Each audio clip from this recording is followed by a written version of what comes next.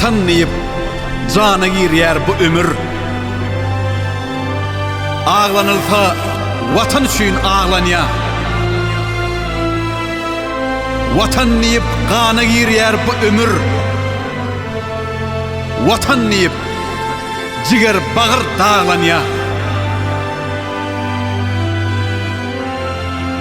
Vatan nadır ähli umid arzuwuň. Vatan nadır feygranlaryň düşlügüň. Vatan nadır bu dünýäde barlygyň. Gökde ganat ýaýar hyýal kuşlaryň. Watanyň ruhuny söýgüýniň güýji. Watanyň tuğuny aryň namysyň. Vatanna coşyanlar ilhamın mevci. Vatan bilen aydım qadal namasın.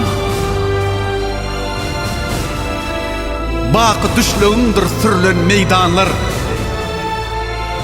Hol firdam ağaçlar başta penandır.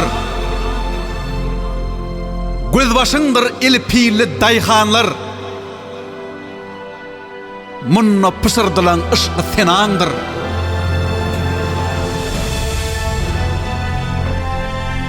Vatanın pekliği arşın ak gari.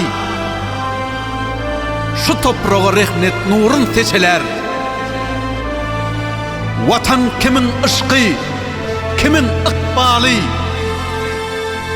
Mehrivanlar, yol yodalar, köçeler. Juda mehrivanlar, çöller beýwan.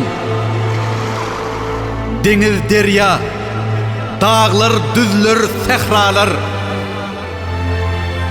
Söýgüsiz dünýeler elhenç. Ey aman!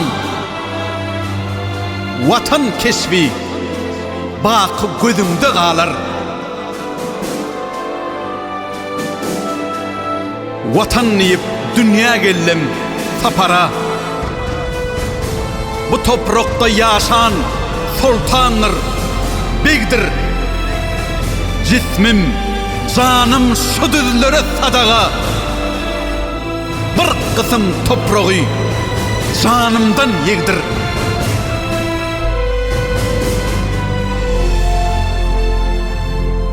Dünyada bir cennet roy bar bolsa,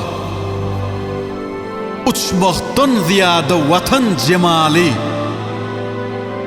Ceviz il, başına arkadağ varka,